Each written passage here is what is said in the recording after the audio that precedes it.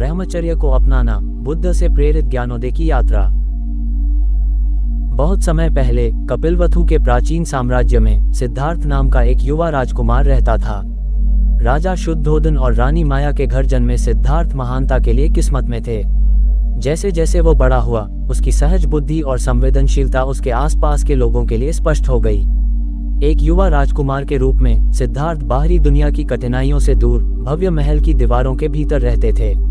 हालांकि महल के दरवाजों से परे जीवन के बारे में उनकी जिज्ञासा ने उन्हें महल के नौकरों के साथ गुप्त बातचीत और आसपास के गांवों के दौरे के लिए प्रेरित किया। इन भ्रमणों के दौरान उन्होंने मानवता को त्रस्त करने वाली पीड़ा देखी, बीमारी, बुढ़ापा और मृत्यु। प्रत्येक मुलाकात ने सिद्धार्थ के दिल पर एक अमिट छाप छोड़ी। चलने में संघर्ष कर रहे, झुके हुए और कमजोर एक बूढ़े व्यक्ति की दृष्टि ने जीवन की नश्वरता के बारे में गहरे चिंतन को जन्म दिया। उन्होंने अस्तित्व की प्रकृति और सभी प्राणियों की प्रतीक्षा करने वाली पीड़ा की अनिवार्यता पर विचार किया। एक और दुर्भाग्यपूर्ण दिन सिद्धार्थ का सामना बीमारी के कारण दर्द से कराह रहे एक व्यक्ति से हुआ। इस मुठभेड़ ने उनके अजेय होने के भ्रम को तोड़ दिया और उन्हें मानव शरीर की कमजोरी की याद दिला दी। उन्होंने महसूस किया कि युवा और धन भी किसी को भौतिक दुनिया की कठोर वास्तविकताओं से नहीं बचा सकते। अंतिम रहस्योद्घाटन तब हुआ जब उन्होंने एक अंतिम संस्कार जुलूस देखा। दुखी शोक मनाने वालों ने एक निर्जीव शरीर को घेर लिया। उनके आंसू मृत्यु की अनिवार्यता का मार्मिक प्रमाण थे। सिद्धार्थ का हृदय दुखी आत्माओं के प्रति सहानुभूति से भारी था और वह समझ गए कि जन्म और मृत्यु का चक्र एक सार्वभौमिक सत्य है जो किसी को भी नहीं बख्शता। इन मुलाकातों ने सिद्धार्थ की आत्मा में कुछ गहराई तक हलचल मचा दी। उन्हें अपने शाही जीवन की सुख सुविधाओं से परे उत्तर खोजने की तीव्र इच्छा महसूस हुई। भारी मन से उन्होंने अपने विलासितापूर्ण अस्तित्व को पीछे छोड़ने, अपने परिवार को अलविदा कहने और ज्ञान की खोज में निकलने का साहसी निर्णय लिया। सिद्धार्थ की यात्रा उन्हें तपस्वियों की संगति में ले गई, ऐसे व्यक्ति जो अत्यधिक तपस्या और आत्मत्याग के माध्यम से आध्यात्मिक ज्ञान प्राप्त करते थे। उत्तर खोजने के लिए दृढ़ संकल्पित सिद्धार्थ ने भूख, ठंड और दर्द सहते हुए खुद को उनकी प्रथाओं में डुबो दिया। उनका मानना था कि अपने शरीर को ऐसी कठिनाइयों के अधीन करके वह भौतिक क्षेत्र को पार कर सकते हैं और परम सत्य को प्राप्त कर सकते हैं। वर्षों बीत गए और सिद्धार्थ का संकल्प अटूट रहा। फिर भी अपने अटूट दृढ़ संकल्प के बावजूद उन्होंने पाया कि अत्यधिक तपस्या उन्हें उस आत्मज्ञान की ओर नहीं ले गई जिसकी उन्हें तलाश थी।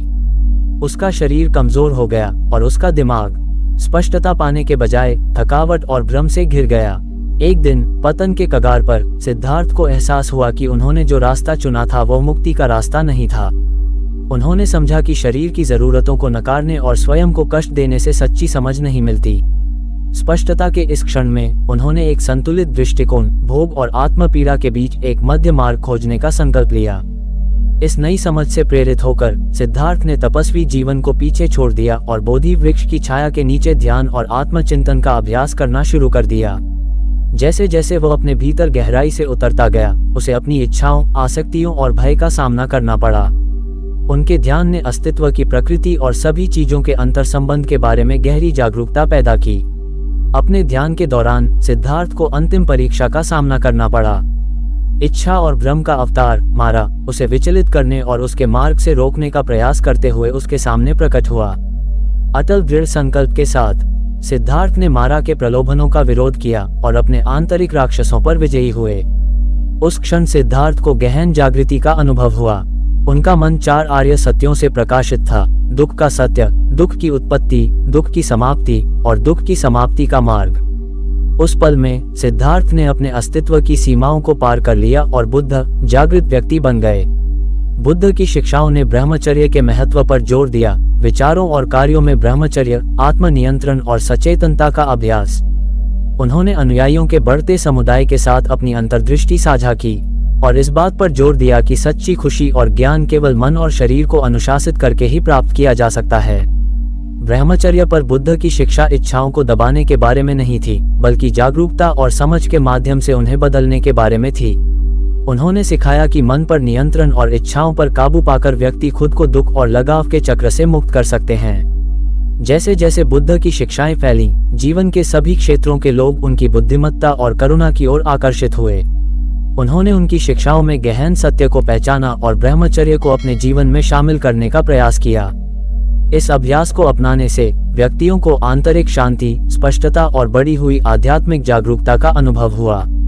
सिद्धार्थ के बुद्ध में परिवर्तन की कहानी आत्मा जागरूकता, करुणा और सत्य की खोज की शक्ति के लिए एक प्रेरक वसीयतनामा के रूप में कार्य करती है।